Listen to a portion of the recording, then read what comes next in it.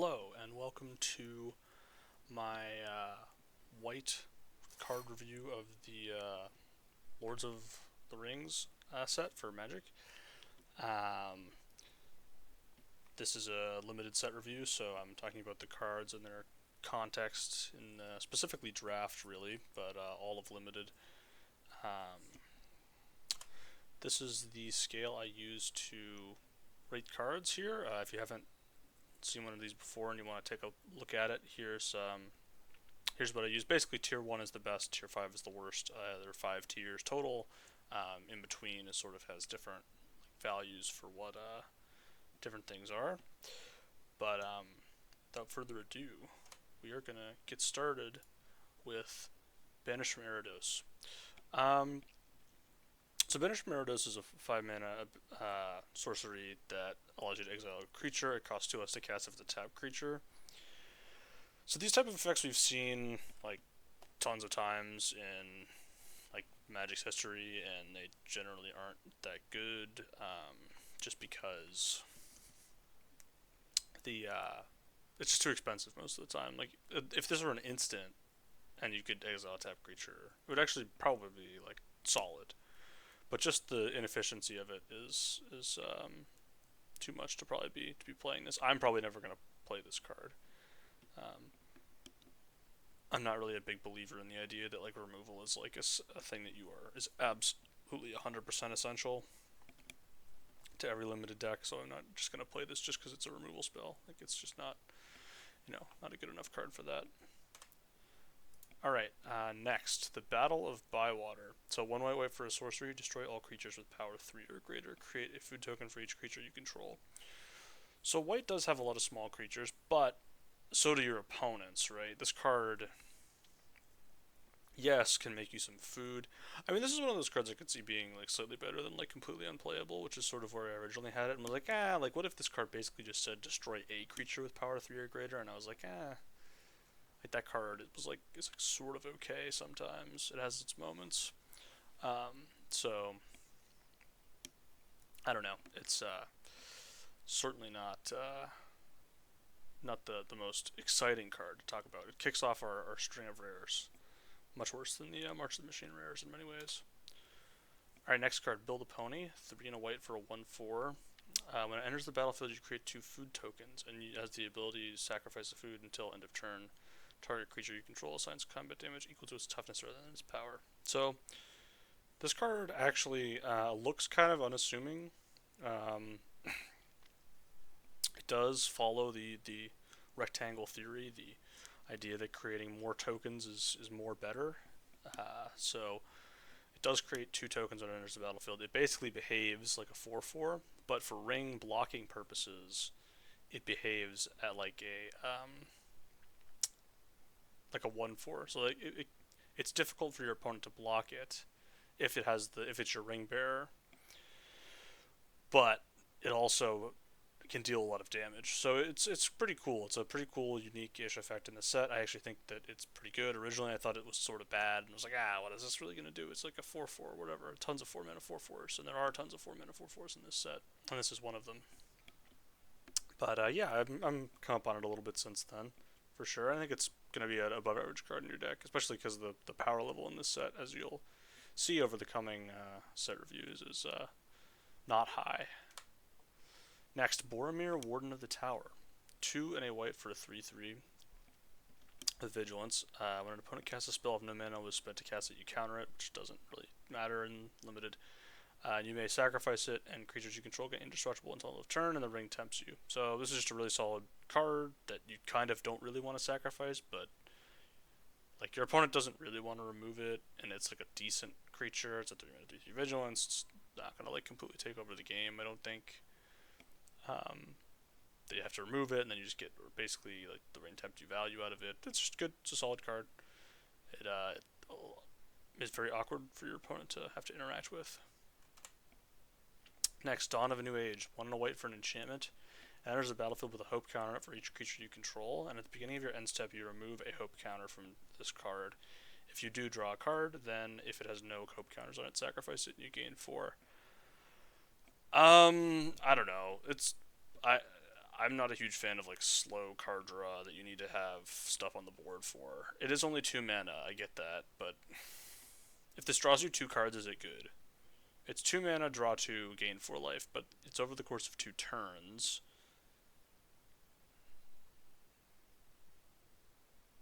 I, I don't know. I look at this card and I'm like, it's bad, and then it certainly could do something. I don't know. It's kind of an interesting play on like, because it's like the Monarch, you know what I mean? Because you draw an extra turn if with the emblem. This is kind of like being the Mon, anyways. I think that's kind of the joke. I just don't think this is good. It just requires a lot of setup for it to function. Next, Dunedin Blade. 1 and a white for an equipment. Equipped creature gets +2/+1. You can equip a human for 1 or equip for 3. So I think this is maybe playable in the humans deck, like a red-white deck. Maybe it's the only deck that I could see wanting it. I don't see it's definitely not playable anywhere else, and it's probably not even playable there. So, yeah.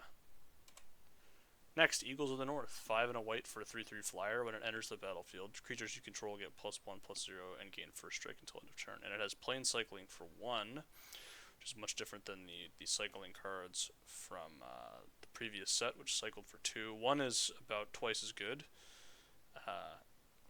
believe it or not.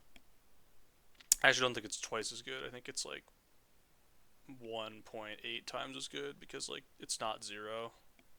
0 is like 4 times as good as 2. But yeah, like it's, you know, that's semantics. Yeah, this card I like quite a bit, to be honest with you. It is sort of embodies all that you want in the cycler cycle. Yes, it's a little overcosted on the front side, but like whatever. It's 6 mana to like maybe end the game or like give you a really good attack, and then your opponent's in a really bad spot, and there's a 3/3 flyer on the board, and like you can just cycle it early if you need lands. So yeah, it's just a solid card. Next, East Farthing Farmer. 2 and a white for a 2/3. When it enters the battlefield, create a food token. When you do, target creature you control gets +1/+1 until end of turn for each food you control. So you really want to have a 2-drop with this. But I mean, if you have a 2-drop with this, it basically is like 3 mana 2/3, enable an attack, hit your opponent for like 3 to 4. And like it can actually hit for more in the mid to late game if you have more foods out. It makes a food token when it enters the battlefield, which is great because I'm sure you'll have other ways to use them. Like this card just seems really strong. It just seems like it's a really strong piece that you're gonna want in every single white deck. Eastmark Cavalier. 1 and a white for a 2/2 Vigilance. When it deals damage to a goblin or orc, destroy that creature. Notably, the armies from the amass tokens are orcs. So this does kill all of the armies, which is nice. In March of the Machine, this card would have been like a tier 4 card because the set is significantly lower power level. I think it's going to be a tier 3 card. It just like there's just the creatures are worse. Like the rares are much worse, just generally across the board. There's fewer good cards. There are more cards that are relatively like less powerful on an individual level, and so this card is going to suffer as a result of that. But yeah, it's fine. It's like a fine 2-drop, basically, is how I see it, and my tier rating reflects that. Next, Owain, Lady of Rohan. Oh yeah, I can't pronounce anything, by the way. I'm not like a huge like Lord of the Rings fan, so I can't like pronounce any of these names, which is fine. But I just can't. Just be advised. Like don't. If you're thinking that I'm gonna be able to do that at any point, it's not gonna get any better from here. 2 and a white for 2/4. At the beginning of combat on your turn, target creature gains Vigilance or First Strike until end of turn. If it's equipped, it gains both. Equipped abilities you activate cause 1 less to activate. I don't know. Like this card plays pretty well with that white equipment, and if you had 2 of these, it's potentially possible that you would actually actively want to play that equipment, because this is actually really good with equipment. But I don't know. It's probably maybe still bad potentially. Some are saying. This thing does wear the ring well. Anything with like lower power or higher toughness wears the ring kind of like relatively well because it's really difficult to block. Yeah, this card seems really strong. Like giving First Strike or Vigilance is probably good in like every scenario. So, like, you're always going to want to have that. Like, yes, it doesn't attack the best itself without the ring, but that's okay. Next, Errand Rider of Gondor. 2 and a white for a 3/2. When it enters the battlefield, draw a card. If you don't control a legendary creature, put a card from your hand in the bottom of your library. Yeah, this card's just really absurd. Another really solid white common 3 mana spell. You know, like just 2 really good 3-drops in white, I think. And this one's just really strong, obviously, because it, like, the worst case scenario is you loot, which is not even that bad. Like, 3 mana 3/2 loot is bad, but it's not like a complete nightmare. It would probably be, in this set, it would probably be bottom of tier 3, maybe top of tier 4. But there's so many legendaries that this is just going to draw you a card a lot, which sounds insane. Like, it just is really insane. Like, if you go 2-drop legendary into this, the game is like halfway over at that point. Like, you're really ahead. Like, you're ahead in a lot of avenues, because this even has types too. Like, it's a human. Like, I don't know. It seems just really, really strong. Next, Escape from Orthanc. Single white mana for an instant. A target creature gets +1/+3 and gains flying until end of turn. Untap it. So we've seen this card before in white and blue. It is better in white than blue. In blue, it was completely unplayable, but also it was in Phyrexia All Be One, so it might have just been that, like, blue was completely unplayable. But yeah, some people like this card. A lot of people like. I don't think it's anything special. It's fine. It's like not aerial boost. There are people that are out there whispering like, "Oh, this is kind of like aerial boost." You know what I mean? Like, we've seen the card. Like, it was in Call Time. Now again, the set is lower power level, so it doesn't have to be as good as aerial boost to be like as relatively strong as aerial boost, but it's fine. Like, it's a fine card. Next, an interesting one. Esquire of the King. Single white mana for a 1/1. Has the ability 4 and a white and tap this. Creatures you control get +1/+1 until end of turn. This ability costs 2 less to activate if you control a legendary creature. Which, if you're ever going to actually want to activate this, almost certainly will be the case, because, like, if you have 3 creatures on the battlefield and none of them are legendary, it's be strange, to say the least, in this set. So, like, it's going to cost 3 mana. Like, it's going to cost 3 mana, basically. Yeah, I mean, that's just where we're at. Like, I think people tend to, like, underrate this type of card historically. So, like, if we just, like, go through the history of in the last year of how this type of effect sort of plays out, we have the soldier in Brothers War that pumped a team for 5. Now, obviously, it was 5 colorless and there were Power Stone tokens, but the Power Stone tokens didn't actually matter for that effect, because white didn't actually care about Power Stones for pretty much anything else. So you almost never had them, and it was still great. Now, that thing had flying and flash, and it was whatever. It had types. This has types too. It's a human. And then there's the unicorn, which had absolutely no types at all, but gave vigilance, and was originally 4 mana, I think, and that was busted. So, like, this is 3 mana to threaten to activate. And yes, it doesn't get to attack, but you were never attacking with unicorn anyway, because you were just like, well, if they block it, like, they're gonna block it, and it doesn't do the thing anymore. Yes, it doesn't give vigilance. I don't think I really cared that much about the vigilance. The vigilance was sort of a nice to have. If anything, it allows you to sort of threaten to activate instead of actually activating in, like, the mid game, which is good sometimes. It's probably better just to, like, activate in a lot of those spots and then, like, with the vigilance, but semantics. I really like this card. I think it's gonna get there. It could obviously disappoint me, as many 1-drops have. Next, Faramir Field Commander. 3 and a white for a 3/3 at the beginning of your end step. If a creature died under your control this turn, draw a card. When the ring tempts you, if you choose a creature other than this creature as your ring bearer, create a 1/1 white human soldier creature token.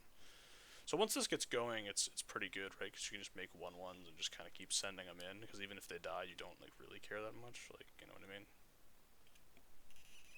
Like, they just draw you cards, and then you make more 1/1s, and then you can reattach your ring, and then all kinds of stuff.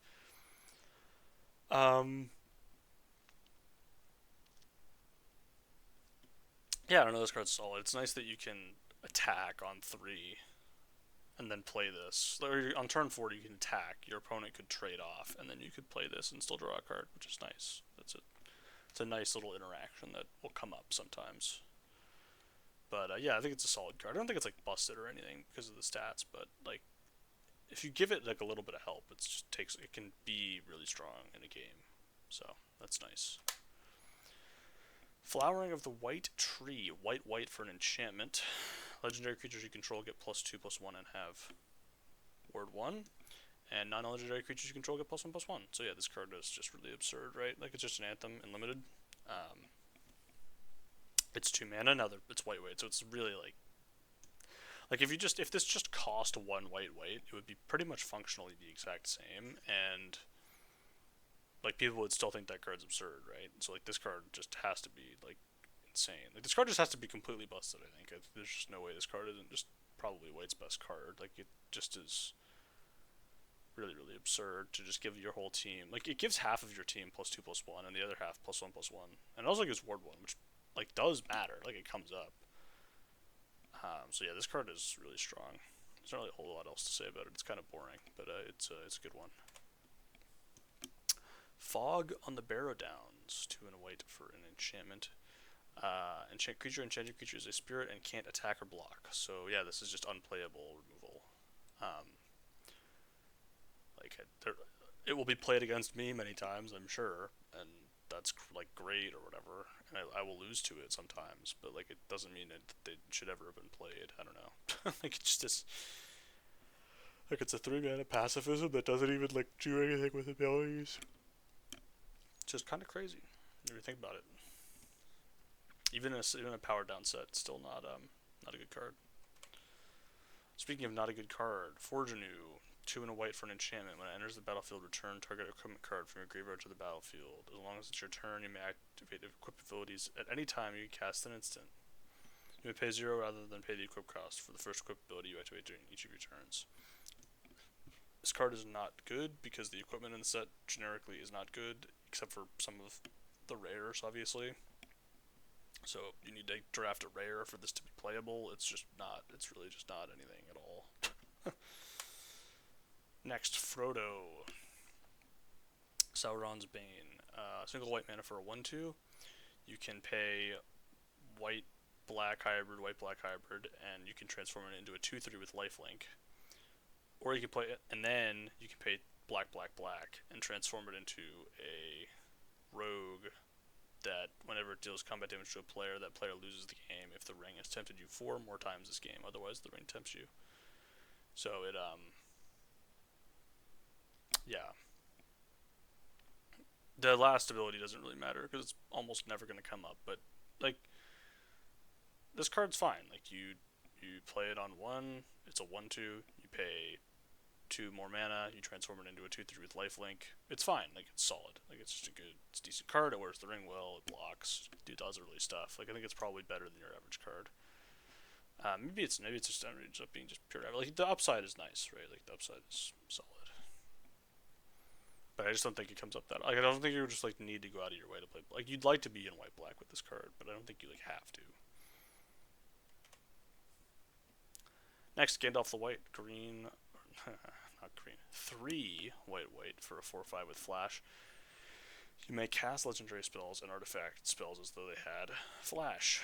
If a legendary permanent or artifact entering or leaving the battlefield causes a triggered ability of a permanent you control to trigger, that ability triggers an additional time. Yeah, this card seems really solid to me. So it gives you flash on all of your stuff, or like half of your stuff, kind of.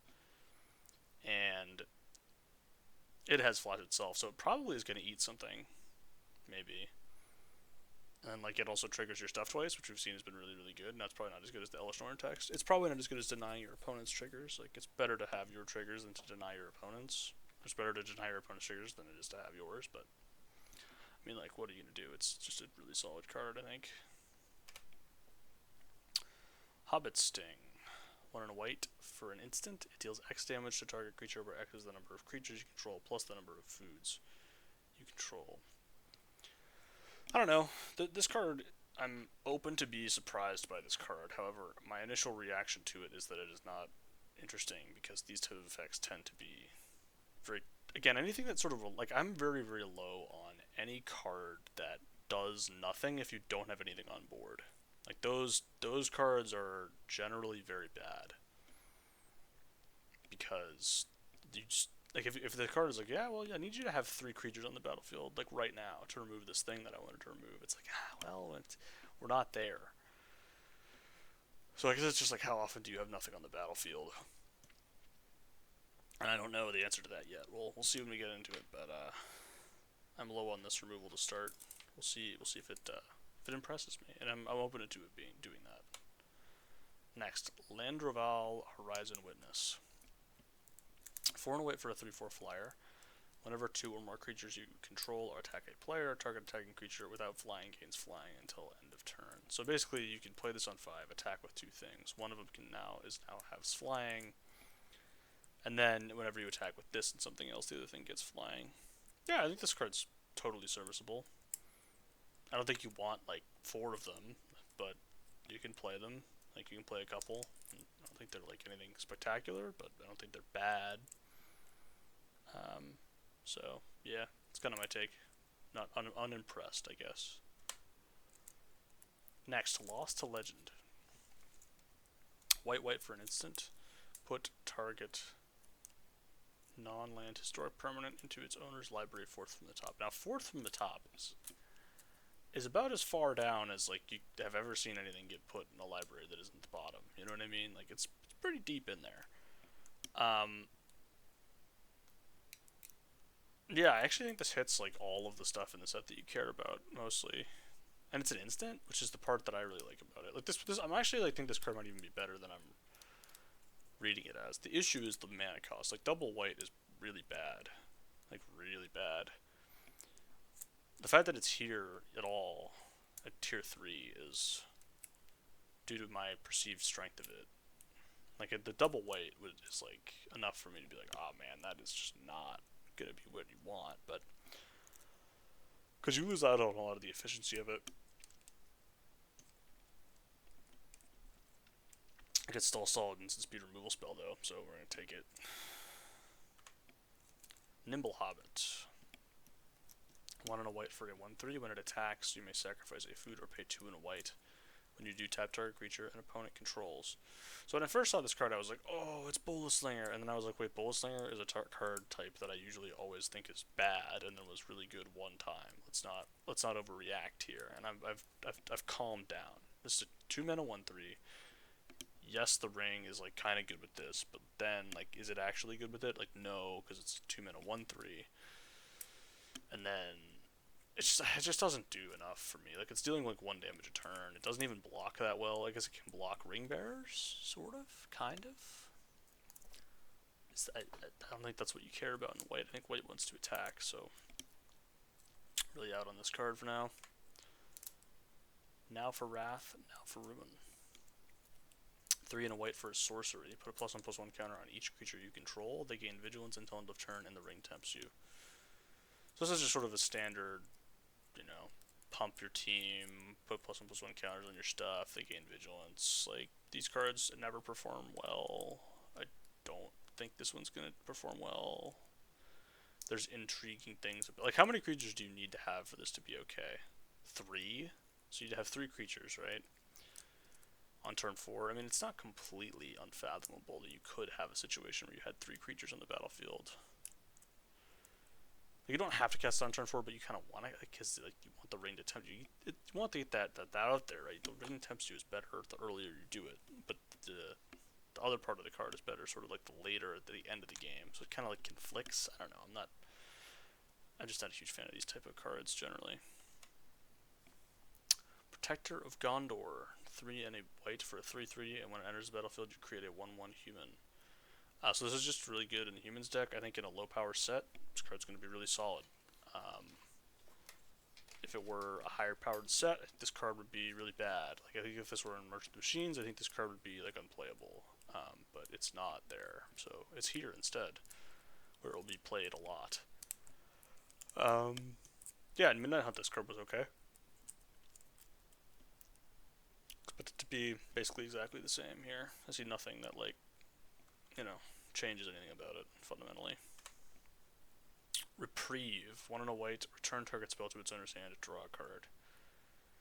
There are...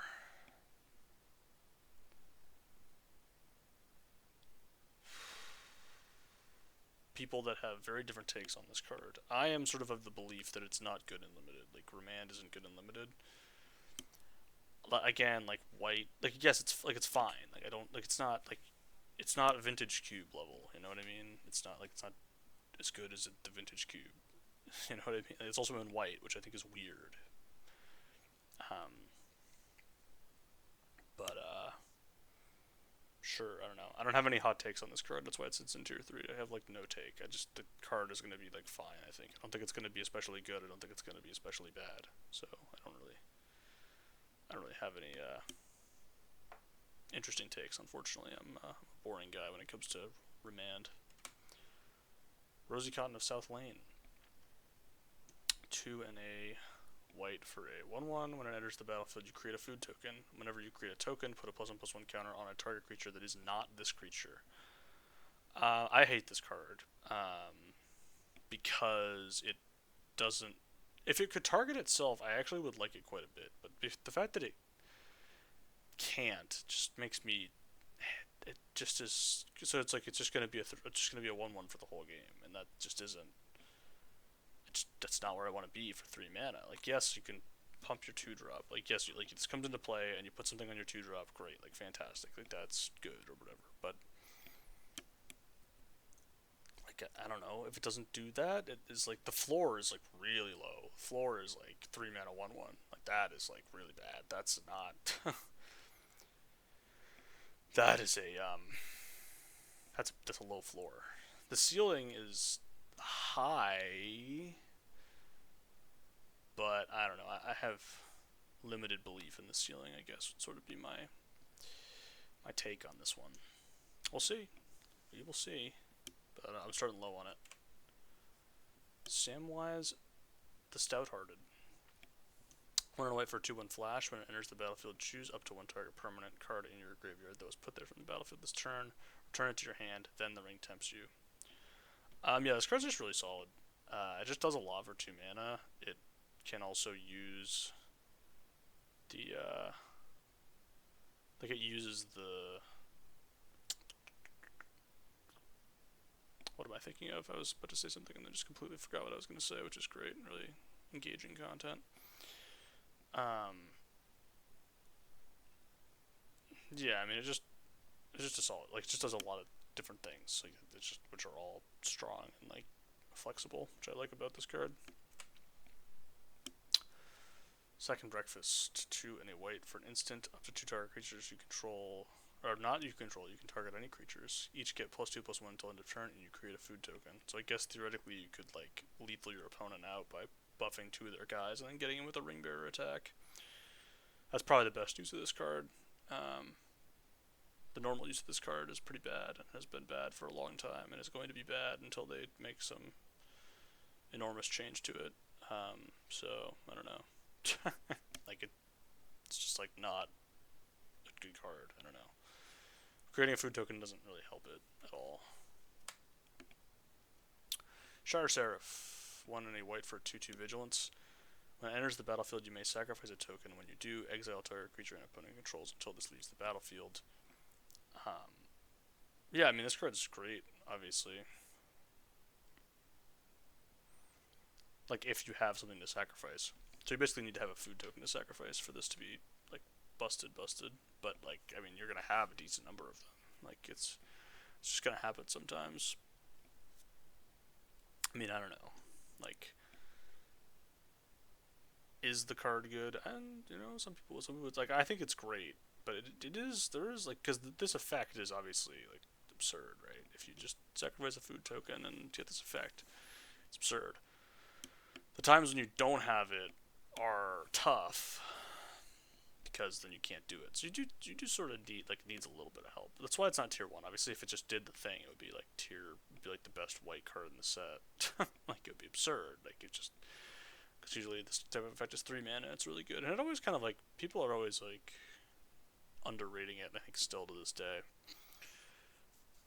Like yes, sometimes they use a removal spell and get their guy back, but at the end of the day, they use a removal spell on your 2/2, and their guy was off the battlefield for like 4 turns. So sometimes like that's kind of how you should think about it.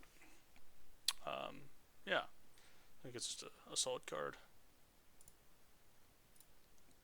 Slip on the ring. 1 and a white for an instant. Exile target creature you own, and then return to the battlefield under your control. The ring tempts you.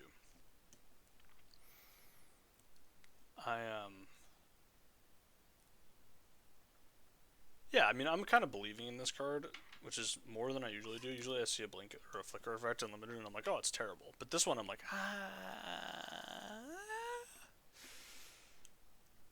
like the ring tempting you on an instant appeals to me and my sensibilities. Like this, I kind of feel like this, like, I don't know, like Ephemerate is just a busted card unlimited, right? So like this is we're getting kind of close to that, right? We're usually this effect is 3 mana, right? Like usually it's 3 mana, so now it's 2 mana. It's like we're getting like we are getting there. I still don't think it's like insane or anything. I gotta just want it to be playable, and so that's sort of where I'm believing. You know, that's my belief zone. Oh my thing's up there. That's not great. Anyways, on to the next card. Can I stop doing this for 5 seconds? Challenge.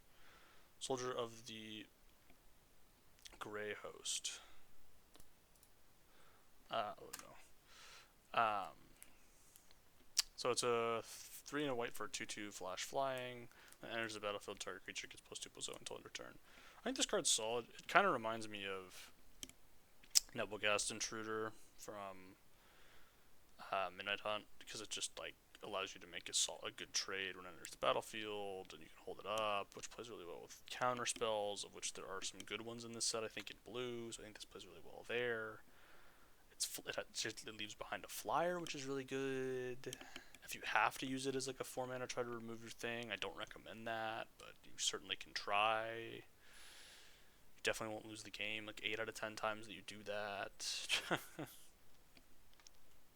But you know, I mean, like, yeah, I think this just does enough. I know that it's like it looks a little small, right? Like it looks like it's a 4 mana 2/2 flyer. It's like kind of really bad. Like, it's not good, and it is bad and not good. But I think the flash trick nature of it, and there are going to be a lot of like 2/4s attacking into like 2/4s in this set, at least more than normal because of the creature's structure. There's a lot more creatures that are statted like that, and the ring incentivizes attacks even if you aren't going to get through. So this I think plays really well with that. Stalwarts of Osgiliath. Sure, that was sounded right. 4 and a white for a 4/3. When it enters the battlefield, the ring tempts you. Whenever you draw your second card each turn, put a +1/+1 counter on this creature. So it usually is going to be entering as like a 5/4, because you're probably going to be able to get to that second tier of the ring, and then you can loot, and then it draws a card. But like it's still just stats mostly. I do kind of like want to. I am on the lookout for this card. Like this is one of those cards that I see and I'm like, okay, yeah, it looks really bad, but it could be mediocre. That's kind of what I'm looking at. But that could totally happen. So I would buy that. There are some cards I look at and I see them and I'm like, they're bad. They're just never gonna be good. But then I look at this card and I'm like, it's bad, but like it could be good sometimes, you know.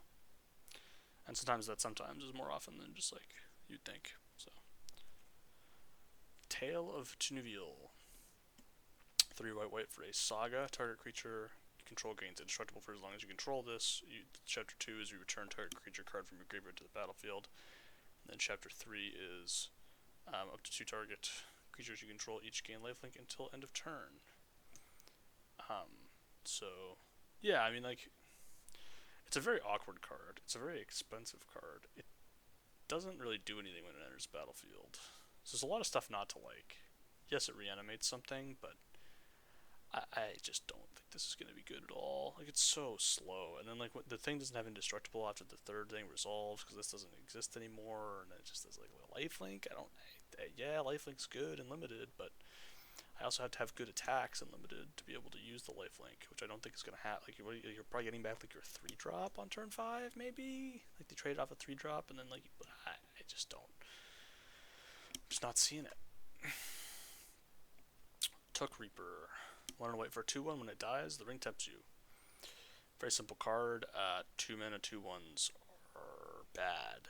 So 2 mana 2/1s with dies abilities tend to even be like worse than bad. So this one is gonna have to prove it to me. Basically, it doesn't even have types. It's not a human either, which would be nice. If it was a human, I think it would like. If it was like a yeah, basically if it were a human, I would like the card a little bit more.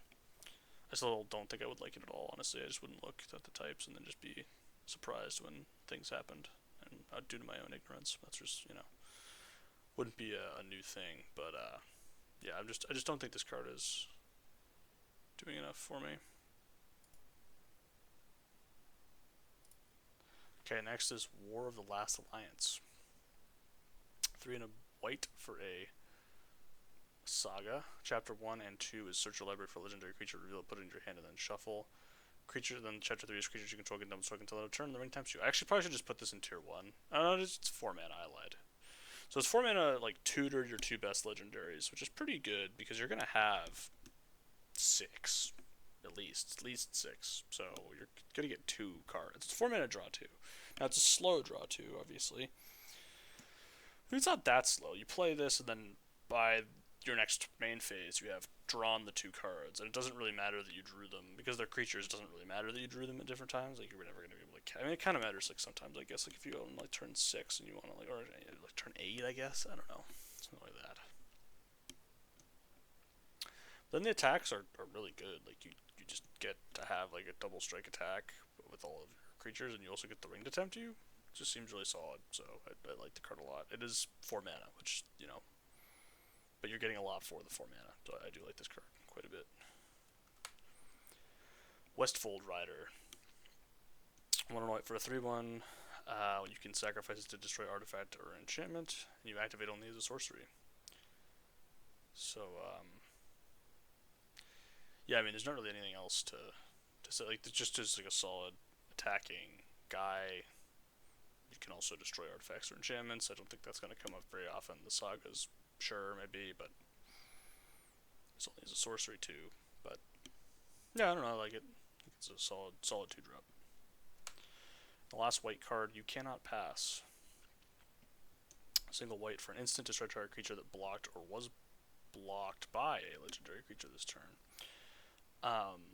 So yeah, I don't think this card's good at all. It's like really conditional and it's not like yes, this is gonna come up a lot, but even if it like wasn't condition, like if this just said blocked by a creature or was like just any blocked anything would just be this card would still be bad. So I don't know. I'm not into it. I don't like it. I think it's bad. That's it for white. Overall, my thoughts on white are that it is solid. There's some solid commons in here. Nothing super like there's some really good ones. There's a lot of medium stuff and some bad ones. It seems like we're back to normal on limited set power level after our brief hiatus in March of the Machine. So thanks for watching, and I will see you for the next one of these if I actually do them.